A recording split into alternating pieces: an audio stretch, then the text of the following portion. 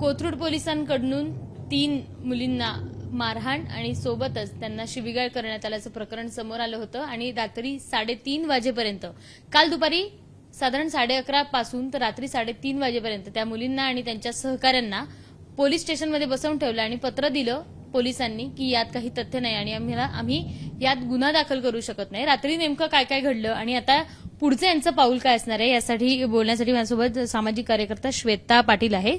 श्वेता, रात्री काय काय घडलं होतं? सगळे व्हिडिओज आहेत ते सगळे समोर आले, तुम्ही आक्रमक झाल्याचं देखील पाहायला मिळालं होतं.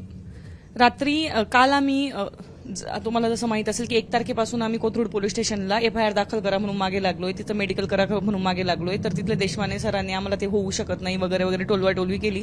मग आमच्याकडे एकच पर्याय उरला की मग कुणाकडे जावं. जर पोलीस ऐकूनच घेत नाही तर कमिशनर ऑफिसला आपले जे कमिशनर आहेत पुण्याचे त्यांना हे सांगावं की असं असं आहे, असं असं घडलंय पुण्यामध्ये आणि तुम्ही याच्यावर कारवाई करा, एफआयआर दाखल करून घ्यायला सांगा. काल आम्ही बरोबर 11:15च्या सुमारास तिथे होतो. दिवसभर वेगवेगळे अधिकारी आम्हाला तासाने भेटायला आले. आम्ही सिनियरशी बोलतो म्हणून एक जण जायचे आणि दुसरे सिनियर यायचे, एक जण जायचे दुसरे सिनियर यायचे. कोण कोण अधिकारी होते ते? मला त्यांचे नावं आता लगेच आठवणार नाहीत, पण बऱ्यापैकी सगळेच अधिकारी होते जॉईंट कमिशनर पर्यंत. फक्त कमिशनर साहेब जे होते ते आले नाहीत शेवटपर्यंत आणि आमची मागणी होती कमिशनर साहेबांना आम्हाला भेटायचंय आणि आम्हाला त्यांना सांगायचं हे सगळं प्रकरण. आणि आम्ही कमिशनर सरांशी पण फोनवर बोललो तर त्यांनी अशी उत्तर दिली उडवाडवीचे. इतकं सेन्सिटिव्ह अॅट्रॉसिटीचं प्रकरण असताना देखेंगे करते हे देखेंगे त्यांनी नीट ऐकून पण घेतलं नाहीये. आणि जे कदम होते संभाजी कदम जे डीसीपी आहेत त्यांच्याशी पण आम्ही सातत्याने बोलत होतो. त्यांचं पण नाही असं काही झालेलं नाहीये, बघू मी चौकशी करतो असंच उत्तर होते. त्यांनी हे काही सिरियस घेतलं नाही. आम्ही दिवसभर फक्त हे बघा माझा एक मुद्दा आहे साधा, आम्ही काय मागत होतो ज्यांना आम्ही म्हणतो की ज्यांनी हे सगळं केलंय, ज्यांनी हे गुन्हे केले त्यांना फाशीला लटकावं असं म्हणत नव्हतो, त्यांना जेलमध्ये टाका असं म्हणत नव्हतो. आमची अशी कुठलीही संविधानिक मागणी नव्हती. आमची मागणी होती आमचा अधिकार आहे एफआयआर दाखल करून घ्या आणि अॅट्रॉसिटीच्या गुन्ह्यामध्ये चौकशी न करता एफआयआर दाखल करता येतो. एवढंच साधं लिगल भाषेत आम्ही समजावून सांगत होतो. विचार करा, आम्ही इतकी गर्दी म्हणजे आमच्यासोबत आमच्या मित्रपरिवार होता, विविध संस्था संघटनांची लोक होते. बाळासाहेब आंबेडकर स्वतः डीएसपीशी बोललेत, रोहित पवार आमदार तिथे होते, अंजलीताई होत्या आणि सगळ्या संघटनांचे पक्ष संघटनांचे राष्ट्रवादीपासून काँग्रेसपासून वंचितपासून बऱ्यापैकी सगळ्या समाजवादी कार्यकर्त्यांपर्यंत सगळ्या संघटनांची लोक आणि आमचा स्वतःचा मित्रपरिवार इतकी लोक तिथे असताना त्यांनी एफआयआर दाखल करून घेतला नाही. टोलवाटोलव केली. ज्या मुलींवर अत्याचार झालाय त्या मुली त्या दिवशी 1 तारखेपासून त्यांना उचललेलं आहे, त्या दिवसाहून त्या झोपलेल्या नाहीयेत. कारण की त्या दिवशी रात्री ते झाल्यानंतर त्यांना घरी सोडल्यानंतर आम्ही परत पोलीस स्टेशनला होतो रात्रीपर्यंत 3:30 वाजेपर्यंत. त्याच्यानंतर परवाच्या दिवशी परत दिवसाचे 4-5 तास आम्ही कोथरूड पोलीस स्टेशनला, नंतर ससून हॉस्पिटलला मेडिकल करायला, ह्या सगळ्या गडबडीत होतो. आणि काल आम्ही परत 11:15 पासून म्हणजे आम्ही घरून तर 10 वाजताच निघालोय आणि 10 वाजल्यापासून त्यांनी सकाळी 3:30 पर्यंत ज्या पोरी पीडित आहेत, ज्या अत्याचारी, ज्यांना ट्रॉमा बसलाय त्या पोरींना बसवून ठेवलंय फक्त एफआयआर दाखल करा एवढ्या मागणीसाठी.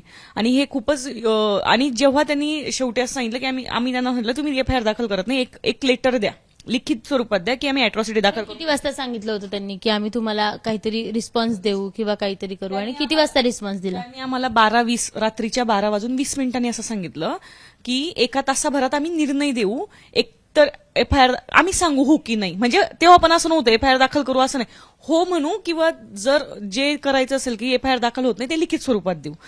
12:20 सांगितलं आणि ते नाही 11:20 सांगितलं आणि ते 12:50 काहीतरी रूममध्ये आलेत. आणि आल्यानंतर त्यांनी एक लेटर आमच्या समोर ठेवलंय. ते लेटर सोशल मीडियाला तुम्हाला मिळेल पण कदाचित. एकदम मोघम लेटर आहे की असं त्याच्यात अॅट्रॉसिटीचं काहीच चर्चा नाहीये. असं मोघम लिहिलेलं आहे की अशाशी तक्रार, तुमच्या काहीतरी तक्रारी होत्या आणि त्या तक्रारीत काही तथ्य आढळलं नाही, सत्यता काहीच नाहीये, त्याच्यामुळे आम्ही काही दाखल करून घेत नाहीये. आणि तुम्हाला जर असं वाटलं म्हणजे ज्या पोरी 3 दिवस पोलिसांच्या सपोर्टसाठी फिरतायत त्या पोरींना त्यांनी असं सांगितलं होतं, तुम्हाला जर असं वाटलं की याच्यात परत तुम्हाला काही तुमच्याकडे पुरावे असेल आणि पोलिसांचा सपोर्ट घ्यावा असं वाटलं तर तुम्ही पोलिसांना येऊन भेटा. आम्ही तिथे पोलिसांसमोर बसलोय तुमच्या सगळ्या 14-15 तास, तेव्हा तुम्ही ऐकत नाहीये. आणि आता म्हणतात की तुम्ही नंतर तुम्हाला काही सापडलं तर या तुम्ही काय मदत करणार होता आम्हाला? सुजात आंबेडकरांनी एक प्रश्न त्यांना विचारला होता की जर मी चोरीच्या गुन्हा दाखल करायला आलोय तुम्ही मर्डरचा गुन्हा नोंदवून घ्याल का? नाही. जेव्हा आम्ही म्हणतो अॅट्रॉसिटीचा गुन्हा नोंदवायला आले तुम्ही अॅट्रॉसिटीचा उल्लेख त्या पत्रात का केला नाही? त्याच्यावर पण त्यांनी मग वाचून दाखवला नाही, आम्ही एवढंच करू शकतो वगैरे वगैरे म्हटलं. आम्ही आक्रमक झालो त्याचं कारण खूप शांततेत संविधानिक मार्गाने सगळं चाललं होतं. पण 4 दिवसापासून विचार करा, आपण ह्या देशाचे नागरिक आहोत. आम्ही ह्या म्हणजे सगळ्याच मुली आपण लढून बिडून बाहेर शिकून काहीतरी करायचा प्रयत्न करतो. त्या पोरींना असं फिरवणं, गुन्हेगारासारखं वागवणं, वाईट पद्धतीने ट्रीट करणं. ती गर्दी जमली म्हणून ते आमच्याशी नीट बोलायला लागले, मीडिया होतं म्हणून ते आमच्याशी नीट बोलत होते. त्याच्या आधी त्यांचं आमच्याशी वागणूक कशी होती? तुम्ही त्यांना चहाला नाश्त्याला विचारलं का म्हणून हाच प्रश्न तुम्हाला विचारला होता ना पोलिसांनी? तुम्ही विचारताय का चहा नाश्त्याला? आणि म्हटले आम्ही पण तर मग ड्युट्याच करतोय, आम्ही कुठे खातो पितोय वगैरे वगैरे. आता हा त्यांच्या नोकरीचा, आम्ही पण आमच्या नोकऱ्या धंद्या सोडून असतील. म्हणजे ही जी बोलायची पद्धत होती, जोपर्यंत मीडिया आला नाही, जोपर्यंत लोक आले नाहीत आमच्या मागे, तोपर्यंत आमच्याशी नीट बोलत पण नव्हते. आणि मग संध्याकाळी जेव्हा ते असं म्हणतात की बघू, आक्रमक व्हायचं कारणच हे होतं की काय करायचं ह्या सगळ्याचं. मग म्हणजे मला लिगल फ्रेमवर्क सगळं कळतं, मला संविधानिक मार्ग कळतो, मला संविधानिक मार्गानेच लढायचं आहे. पण मला जेव्हा कळतंय की सगळ्या महाराष्ट्रभर हे प्रकरण पोहोचलंय, भरपूर पत्रकार आणि संस्था संघटनेच्या मागे उभे आहेत, तरी पोलीस सिस्टीम अशी वागते, इतकी ब्रुटल वागते. त्या 3 पोरींना असं बसवून ठेवतो. त्या माझ्या मैत्रीण ती उठून जात होती तिथनं. ती म्हटली मला नाही लढायचं आता. ती पॅनिक झाली की त्यांना तेच हवं होतं ना, की त्यांना तुम्ही इतकं ब्रुटली टार्गेट करा की त्यांनी म्हटलं पाहिजे की मला आता लढायचं नाही. ती रडायला लागली माझ्यासमोर, काय करायचं होतं मी. तर म्हणून ते थोडंसं आक्रमकता आली. आणि म्हणूनच आणि मग शेवटी म्हणजे ते सगळं झाल्यानंतर पण, एवढं आम्ही बोलल्यानंतर आणि सगळी चर्चा झाल्यानंतर पण ते निघून गेले बाहेर. आणि आम्हाला काहीच माहित नव्हतं ते काय करतायत बाहेर.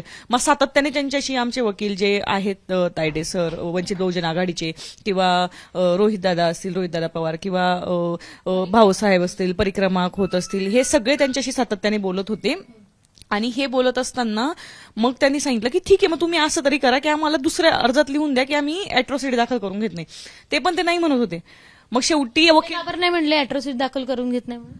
त्यांचं म्हणणं होतं असं आम्ही स्पेसिफिक देऊ शकत नाही. आता त्यांचं कारण पण ते लॉजिकली सांगत नव्हतं. तुम्ही बघितलं असेल लाईव्ह मध्ये, आम्ही विचारलेल्या म्हणजे ऍडव्होकेट परिक्रमाक होत्यांना लॉजिकल प्रश्न विचारतो, एकाही प्रश्नाचं लिगल फ्रेमवर्कमध्ये त्यांना उत्तर देता आलं नाहीये.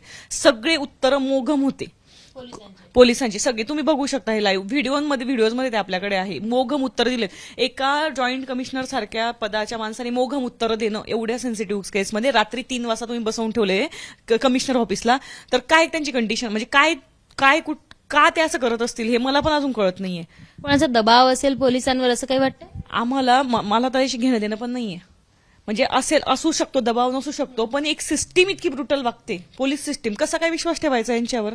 तरी पण आम्ही म्हणतोय आम्ही संविधानिक मार्गाने लढू. आम्ही रात्री त्यांना आमचे सगळं लिगल टीमने जेवढं डोकं लावता येईल तेवढं त्यांच्याशी बोलून असं सांगितलं की आम्ही तुम्हाला अजून एक अर्ज देतो.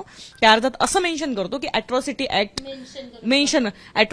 ऍक्ट, आणि तो लिगल फ्रेमवर्कमध्ये देतो, वकिलांच्या भाषेत देतो की अॅट्रॉसिटी ऍक्ट दाखल करण्यासाठी आम्ही आलो, तुम्ही तो दाखल करून आम्हाला तो दाखल करून घ्यायचा आहे. आणि मग त्यांनी त्याला उत्तर दिलं. त्यांनी असं नाही म्हटलं मी दाखल नाही करून घेत. त्यांनी त्याच्यात असं म्हटलं की असा काही गुन्हा झालेला आम्हाला आढळलाच नाहीये आणि म्हणून आम्ही काही तो नोंदवून घेऊ शकत नाही FIR अॅट्रॉसिटीच्या अंतर्गत. पण ठीक आहे, तेवढं पण आपल्यासाठी पुरेसं आहे. त्यांचं एक असं आता लेटर जर आपण बघितलं तर त्यांच्या लेटरमध्ये असं म्हणणं आहे की हा गुन्हा जो आहे तो इंडोअर झालाय, सार्वजनिक ठिकाणी झाला नाही. अत्याचार इंडोअरच होतात, सार्वजनिक ठिकाणी कोणी अत्याचार करायला जात नाही किंवा अशा गोष्टी करत जात नाही. आणि याचं उत्तर ऍडव्होकेट परिक्रमाक होते यांनी काल दिलेलं आहे, त्यांना 3-4दा लिगल फ्रेमवर्कमध्ये दिलंय आणि ते त्या नीट सांगतील. पण तरी त्याच्यातलं अजून म्हणजे मला जेवढं कळलं त्यातलं अजून एक गोष्ट अशी पण होती की तुम्ही म्हणताय की प्रायव्हेट स्पेसमध्ये झालं.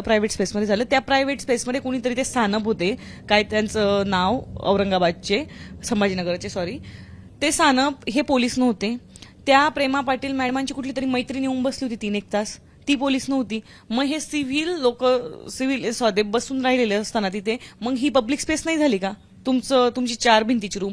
मग म्हणजे मला ते जे बोलत होते ना त्यात खरं लिगल फ्रेमवर्क पण नाहीये आणि लॉजिकल पण नाही आणि ते इनह्युमन आहे ते जे बोलतायत ते.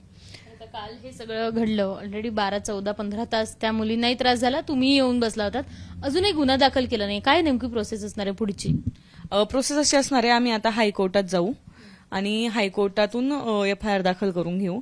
आणि हे जे पोलीस सगळं वागलेत, म्हणजे आधीचे जे वागले होते ते वागलेच होते, पण यांनी ज्या प्रकारे गुन्हा दाखल करून घेण्यासाठी टाळाटाळ केली, त्यांच्यावर पण त्यांच्या विरोधात पण आम्ही तक्रार देऊ की हे सगळं ज्या पद्धतीने झालं ते टॉर्चर होतं, ज्या पद्धतीने त्या मुलींना वागवलं गेलं ते टॉर्चर होतं. तर त्यांच्या विरोधात आणि तुम्ही गुन्हा FIR दाखल करून घेत नाहीत, हा पण गुन्हाच झाला ना. अॅट्रॉसिटीच्या गुन्ह्याअंतर्गत जिथे ज्या पोलीस स्टेशनला ती मुलगी आली तिने त्या मिनिटाला गुन्हा दाखल करून घ्यायला पाहिजे होता.